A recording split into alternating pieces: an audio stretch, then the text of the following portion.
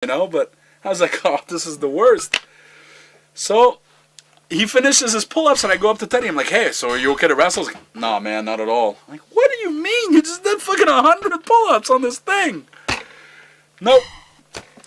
So it's decided that the best way, instead of getting somebody else to wrestle, oh wait, Justin Incredible was going to be our partner.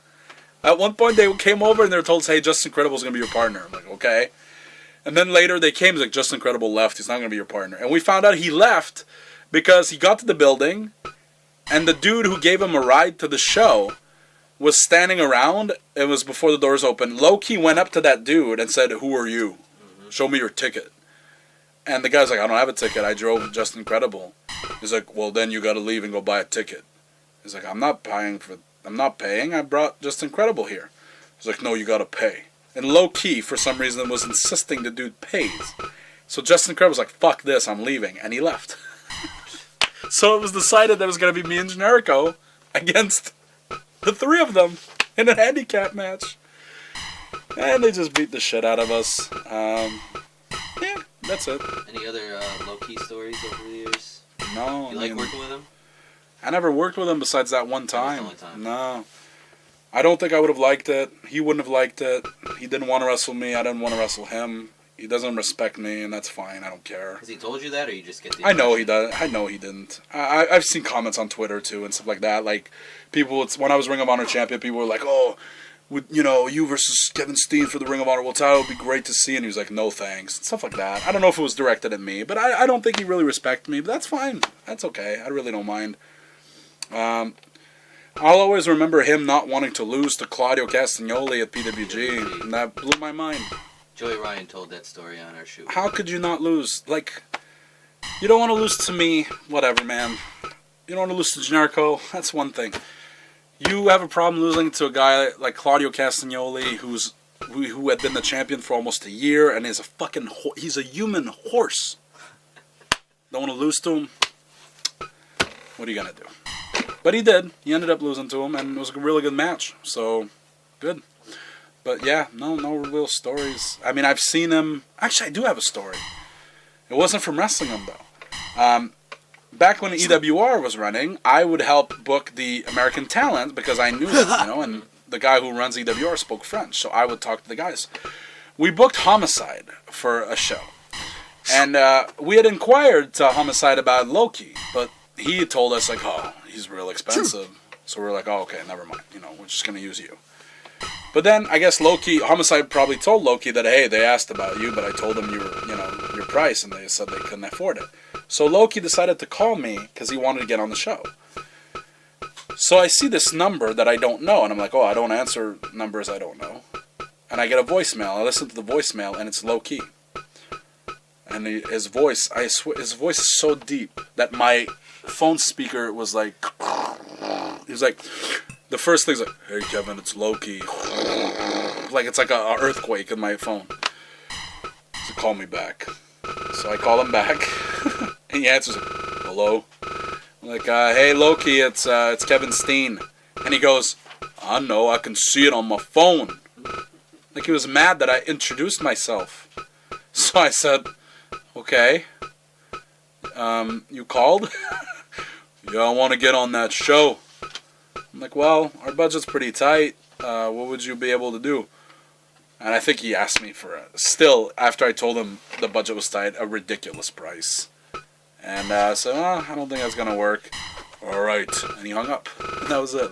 But I always remember him being mad that I didn't figure out that he had caller ID. And that he knew it was me calling. I know, I could see it on my phone. Okay.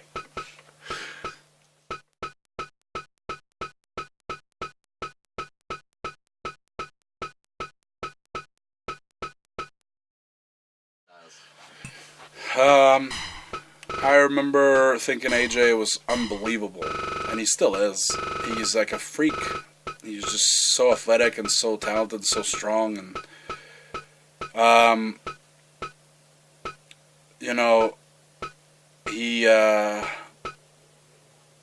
he was always pretty open to anything I wanted to do, and he was more than willing to help. He was very nice.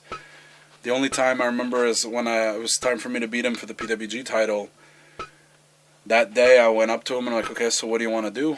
And he's like, I was like, who's going over? And I said, me. And he's like, well, I'm not putting you over. And I was like, oh. And I went like this. I was like, oh, you gotta talk to them about it. And he's like, no, I'm kidding. But for a second I was like, oh, fuck, is he serious? This sucks. But he wasn't. Everything ended up working out good. I do remember that every time I'd wrestle AJ, though, because I wrestled him at PWG, but then I wrestled him also in Quebec City. And in Quebec City, I came up with the idea of getting, taking the Styles Clash from the apron to the floor. And that became a thing. Every time I wrestled AJ, like I took it like 3 times from the apron to the floor. Good times.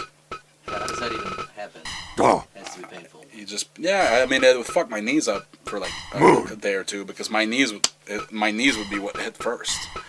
But it would always get a pretty ridiculous reaction, so it's a good time. It's fun. Okay. Also, in the summer of 2005, you became PWG champion. I did.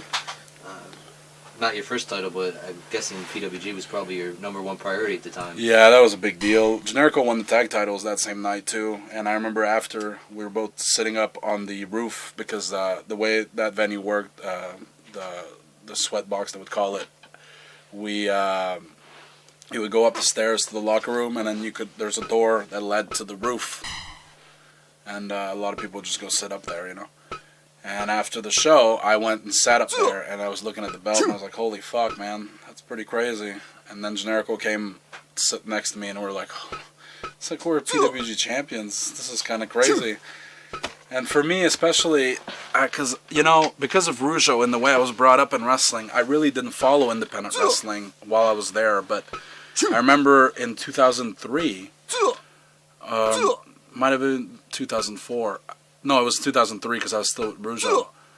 I went to a birthday party for Eric, the guy who helped train me in Rougeau. And he had also invited Beef, Wellington, and Kid Kamikaze, and I think Generico came with them. And after the party, we were walking somewhere, and the 3 of them, were talking about this independent company in California that had funny names for their shows. Like, are you adequately prepared to rock? And I remember them saying, oh, that we really want to go wrestle there. We hope we get to wrestle there. And then here I was like a year and a half, 2 years later, and I was the champion of that company. And I didn't even know anything about it when they were talking about it because I didn't know anything about independent wrestling. And, by that point, PWG was by far our priority. So Generico and I sitting there on that roof with the belts and thinking that, hey, we made enough of a difference in this company that they feel that these 2 kids from Canada should be champions now. That meant a lot to us, and not just from, we had become good friends with Excalibur and Joey and Dragon, and the fact that they trusted us with that meant a lot. So it was, pretty big deal, for sure.